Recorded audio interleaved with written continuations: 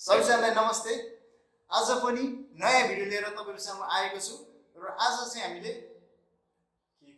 के विजिटिङ card okay visiting card कसरी बनाउने भनेर हामीले फोटोशपबाट हेर्ने छौं र आशा गर्दछु तपाईलाई यो भिडियो मन पर्छ होला। सो गाइस लेट्स गो यस्तै रोचक भिडियोहरू हेर्नको निम्ति यस च्यानललाई सब्स्क्राइब गरिदिनु होला र साथमा रहेको बेल आइकनलाई पनि दबाइदिनु होला। र सबैभन्दा पहिला त हामीले फोटोशप खोल्नुपर्ने हुन्छ र मैले यहाँ फोटोशप CS6 64 बिट युज गर्दैछु र यो खोलिसकेपछि फर्स्ट हामीले कन्ट्रोल ल्यान हालेर साइज ल्याउनु पर्ने हुन्छ। साइजमा चाहिँ 3.5 wide and 2 inch height. Okay, अनि यति गरिसकेपछि ब्याकग्राउन्ड कलर हाल्नुपर्ने हुन्छ। मैले यहाँ ग्रे हालेको छु, कस्तो हुन्छ एकचोटि हेर। र यो अलिकति नसुहाउने जस्तो भएर मैले रेड चुज गरेको छु। यसमा मैले ब्याकग्राउन्ड रेड हाल्दैछु र यसमा सिम्पल तर आफ्नै क्वेसनमा कतैबाट पनि कपी नगरिकन हामीले बनाउन सक्छौं। र यो ब्याकग्राउन्ड कलर हार्सी मैले कस्टम सेभ गर्दैछु। एउटा सर्कल र सर्कलको भित्रको कलर चाहिँ मैले ग्रे चुज गरेको छु।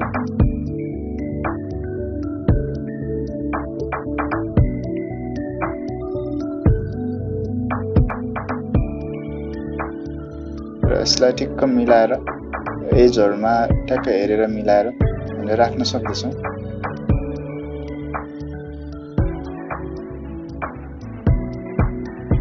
र यति हुने बित्तिकै मैले अर्को शेप पनि चुज गरेको छु, लोगो राख्नको लागि।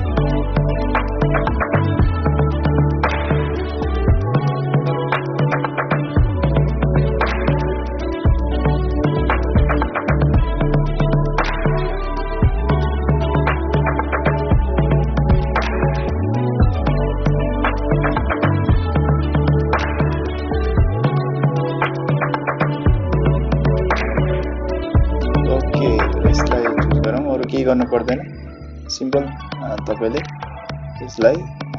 कत्रो साइज बनाउने त्यो सर तानेर ठ्याक्क मिलाएर राख्न सक्नुहुन्छ। र यति भइसकेपछि हाम्रो फर्स्ट स्टेप सकियो र यसलाई चाहिँ साइज मिलाएर ठ्याक्क राख्न सक्नुहुन्छ। र यति गरिसकेपछि हामीले जे होस् एउटा नक्सा बनाइसक्यौं र यसलाई हामीले अब स्टाइलिङ दिनुपर्ने हुन्छ, लेयर स्टाइल। यसलाई हामीले ड्रप स्याडोमा गएर layer style and drop shadow दिनुपर्ने हुन्छ र त्यो शेपको चाहिँ स्याडो यहाँबाट एंगलबाट मिलाएर हामीले दिन सक्छौं। कतातिर फर्काउँदा कता हुन्छ त्यसलाई हामीले हेरेर दिन सक्छौं। जस्तै माथि फर्कायो भने तल जान्छ,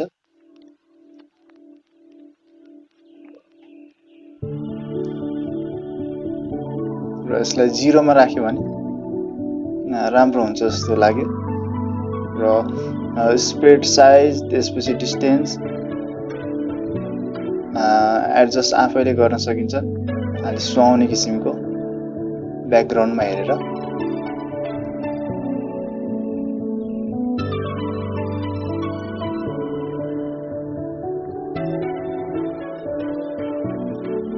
र यति भएपछि हामीले ओके गर्नुपर्ने हुन्छ।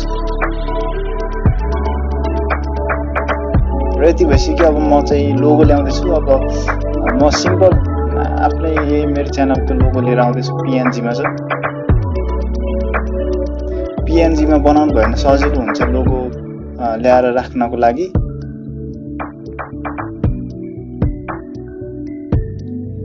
र लोगोलाई चाहिँ यसरी हामीले सिधै उचालेर यतातिर राख्न सक्छौं। र यो लोगो अलिकति ठुलो भएको छ, म यसलाई Ctrl+T हानेर साइज मिलाउँदै छु र सेन्टरमा राख्न सक्छौं।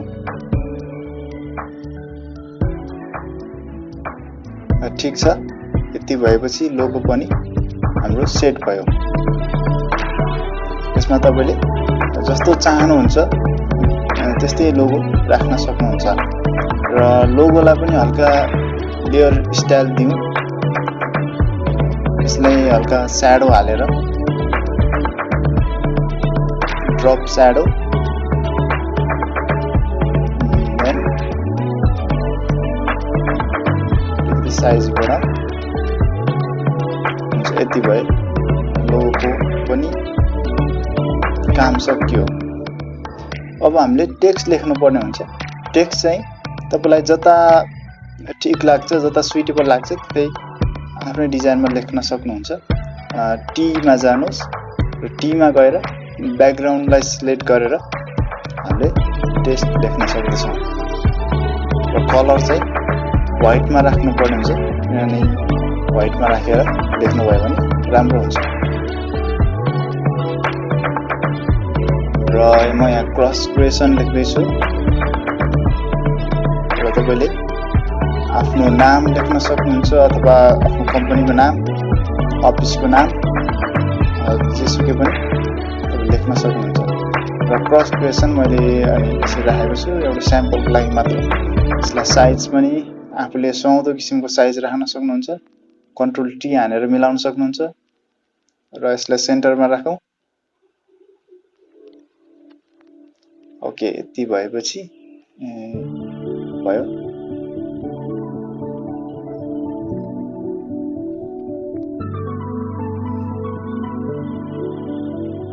अब यो तलतिर एउटा पोइन्टको अगाडि हामी बुलेट राखौं यो कस्टम शेपमै गएर बुलेट मैले यहाँ एउटा राम्रो खालको बुलेट देखेको थिएँ त्यही खोज्दै छु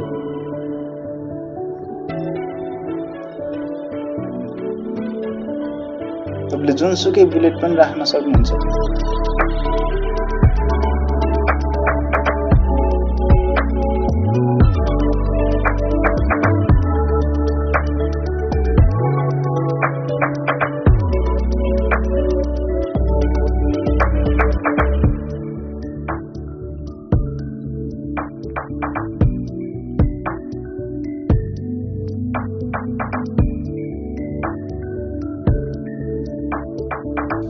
र मैले यहाँ यो बुलेटलाई उठाएको छु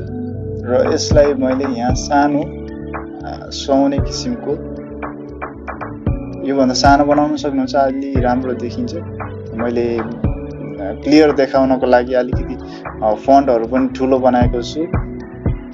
ताकि तपाईहरुले क्लियर देख्न सक्नु भएको छ र यसलाई ब्ल्याक मा राख्दा अलि राम्रो देखिन्छ होला यसरी पोइन्ट को लागि हामीले बुलेट दिन सक्छौं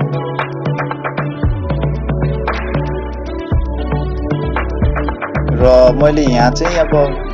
तपाईले टेक्स्टमा गएर पनि लेख्न सक्नुहुन्छ तर मैले यहाँ माथिबाट अल्टर दाबेर माथि क्रस क्रिएसनलाई कपी गरेर ल्याएको छु माउसबाट र मानौ यहाँ एबीसी लेखौं अरु जेसुकै लेख्न सक्नुहुन्छ यहाँ अब कम्पनी अथवा बिजनेसको एडभर्टाइजमेन्ट अनि सर्भिसहरु जेसुकै हामीले यसमा लेख्न सक्छौं अथवा यसमा चाहिँ मेलिङ एड्रेस लेख्न सक्नुहुन्छ फोन नम्बर लेख्न सक्नुहुन्छ तपाईलाई जे मन लाग्छ त्यो यसमा लेख्न सक्नुहुन्छ मैले यहाँ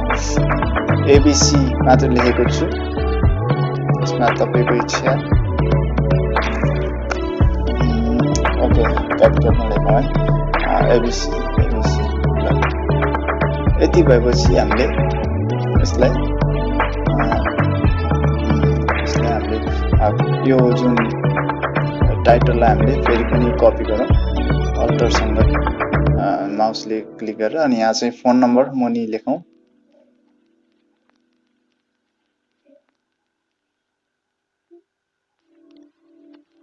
फोन नम्बर पियाज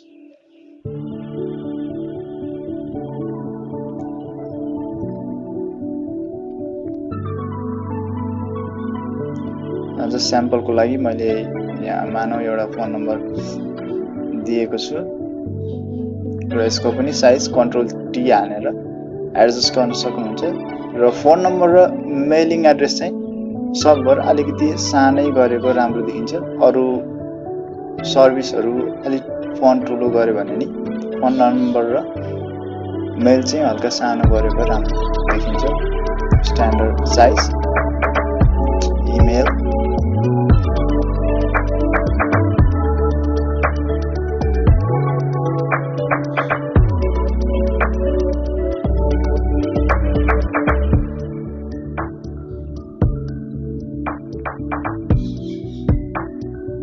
यति गरिसकेपछि यसलाई यो अलिकति ठुलो भएको छ यसलाई कन्ट्रोल टी हानेर अझै सानो बनाउँदैछु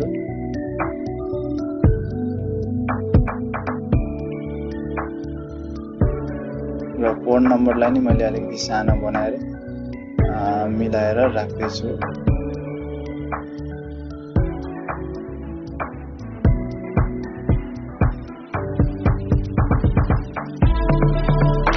र हामीले माथि पनि राख्न सक्छौँ यो तल राख्न सक्छौँ यो जता सुइटेबल हुन्छ त्यही हामीले यसलाई डिजाइन गर्न सक्छौँ यति बसी इमेलको आइकन र टेलिफोनको आइकन पनि हामीले यही कस्टम सेपबाटै पाउन सक्छौँ यहाँ मैले इमेलको एउटा चिठीको खाम जस्तो आइकन पाएको छु यसलाई ब्ल्याक कलर सिलेक्ट गरेर सानो बनाउन सक्दछौँ यसलाई सबभन्दा माथि राखौँ र अलिकति लामो भएको छ यसलाई सानो बनाऊ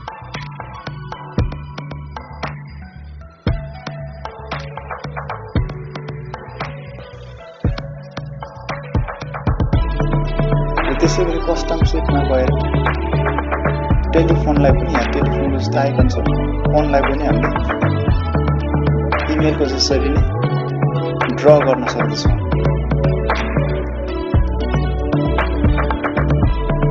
र धेरैजसो आजभोलि मानिसहरूले गुगलबाट आइकनहरू डाउनलोड गरेर अनि गुगलबाट सेभहरू डाउनलोड गरेर पनि भिजिटिङ कार्ड बिजनेस कार्डहरू यसरी बनाएको पाउन सक्दछौँ म्याक्सिमम आजभोलि तर इन्टरनेट जताततै एभाइलेबल नभएको ठाउँमा गुगल अथवा सर्च गर्न नसकेको ठाउँमा यदि तपाईसँग ल्यापटप छ र फोटोसप छ भने मात्र पनि तपाईँले सजिलै बिजनेस कार्ड घरमै बसेर बनाउन सक्नुहुन्छ र आफ्नै डिजाइनमा बनाउनु भयो भने त्यो अझै बेस्ट हुनेछ यदि तपाईँले स्ट्रोक दिन चाहनुहुन्छ भने यदि राम्रो देखिन्छ भने स्ट्रोक पनि दिन सक्नुहुन्छ तर सायद स्ट्रोक भन्दा स्याडो दियो भने अलिकति राम्रो देखिएको चाहिँ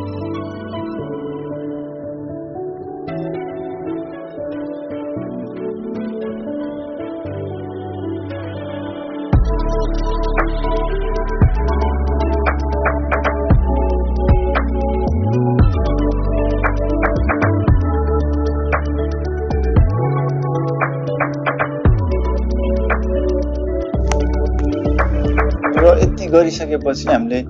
सबै फन्ट सेम भएको छ र यो माथिको फन्टलाई अलिकति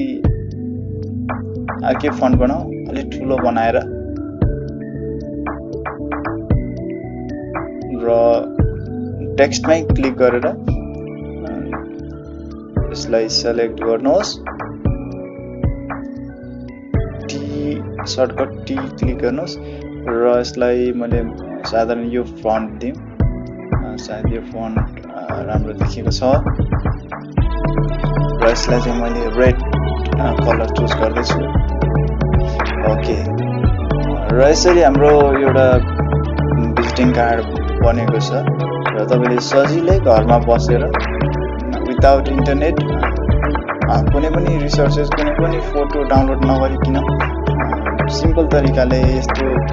आकर्षक बिजनेस कार्ड तपाईँले बनाउन सक्नुहुन्छ यसको लागि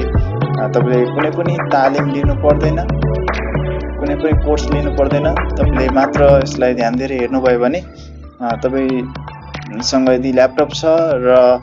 यदि तपाईँ ग्राफिक डिजाइनमा इन्ट्रेस्ट हुनुहुन्छ भने तपाईँले सजिलै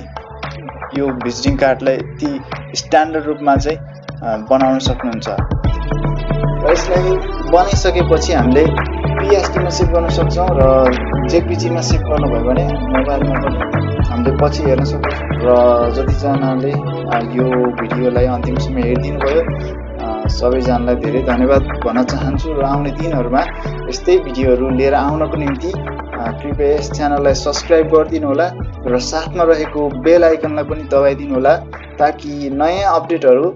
नयाँ भिडियोहरू तपाईँले सुरुमै पाउन सक्नुहुनेछ।